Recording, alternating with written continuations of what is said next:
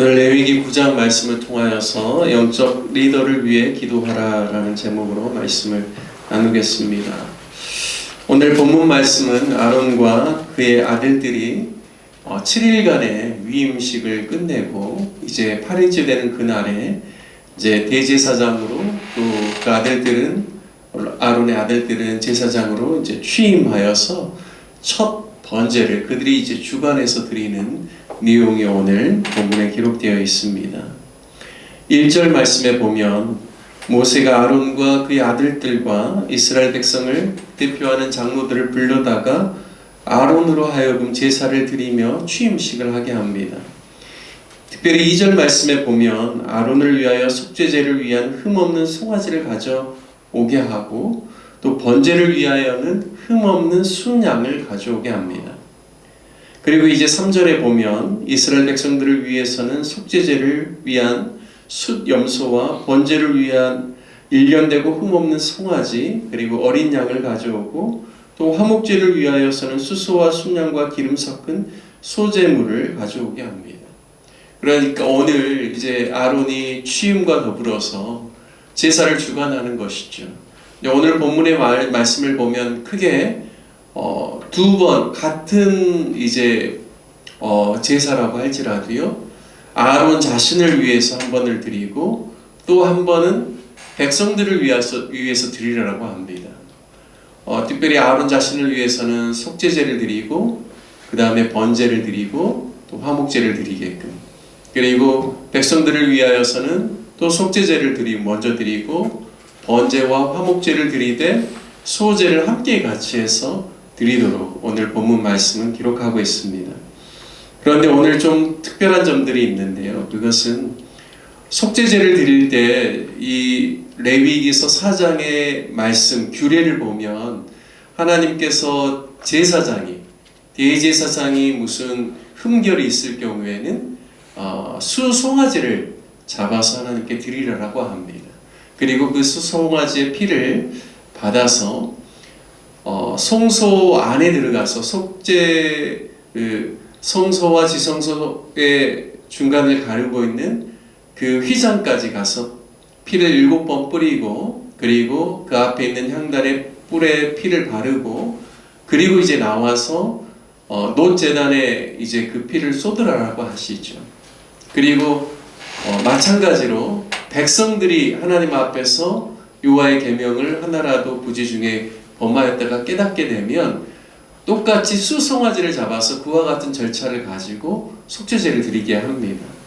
그런데 오늘 본문에 보면 특별한 점이 있는데요. 아론에게는 속죄제를 말씀하실 때 분명히 수송아지를 하나님께 이 속죄제로 드리라고 하죠. 그런데 백성들을 위하여서 이스라엘 자손을 위해서 속죄제를 드릴 때는 3절에 보니까 숫 염소를 가지고 오라고 합니다. 이게 이제 큰 차이점이죠. 원래 이제 속죄제의 규례대로 하면 백성들을 위해서도 송아지를 가지고 오는 게 맞습니다. 그런데 오늘 성격은 아론이 취임하는 날이고요. 그들이 특별한 범죄를 해서 하나님께 속죄제를 드리는 것이 아니라 일반적으로 하나님께 나아갈 때 그들이 7일 동안 아론과 제사장들이 매일 속죄제를 드리고 번제와 화목제를 드렸을지라도 그들이 하나님 앞에 나와서 제사장의 그 임무를 수행할 때는 반드시 자신이 7일 동안 드렸다라고 자기의 죄가 없어지는 건 아니죠.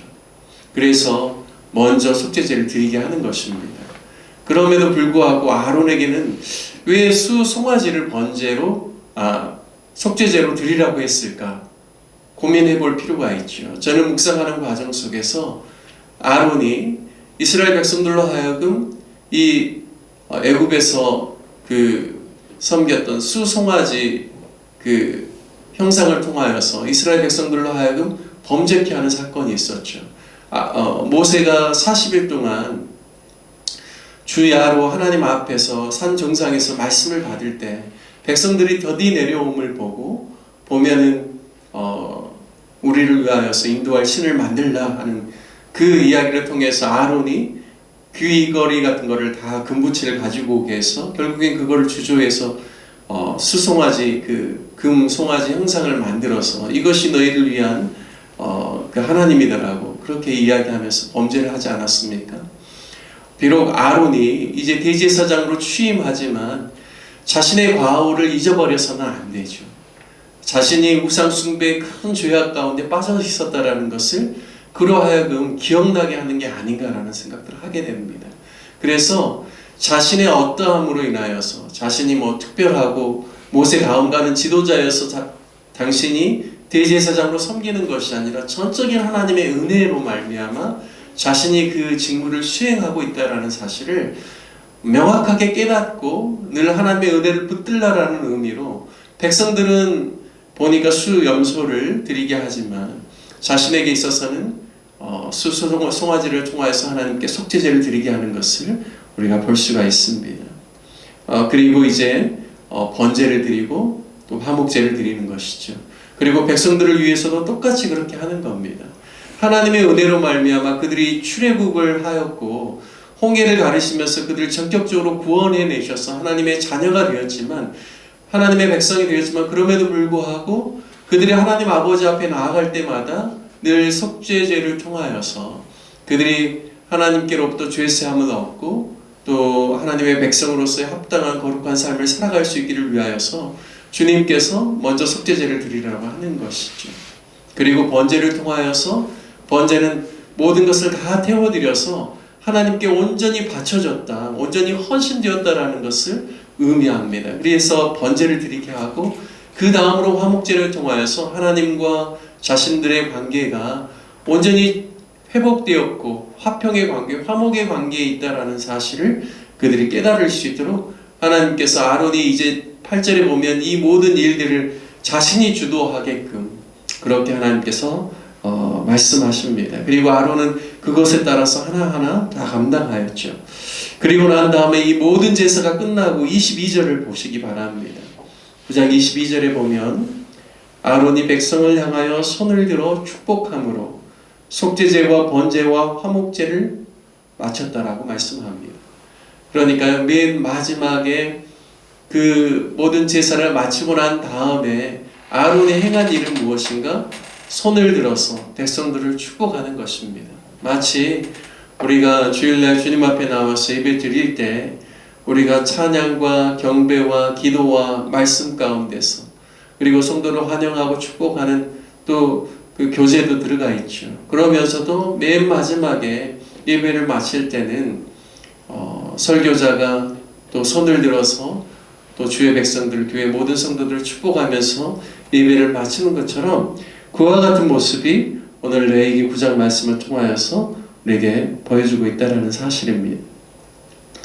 여러분, 아론과 백성들을 오늘 보니까 따로따로 이렇게 같은 제사를 한 번에 드리게 하는 것이 아니라 아론을 위해서 세 가지를 드리게 하고 또 백성들을 위해서 또 속죄제, 번제, 또 화목제와 함께 소제 이렇게 제사를 다 드리게 하는 이유가 무엇일까요?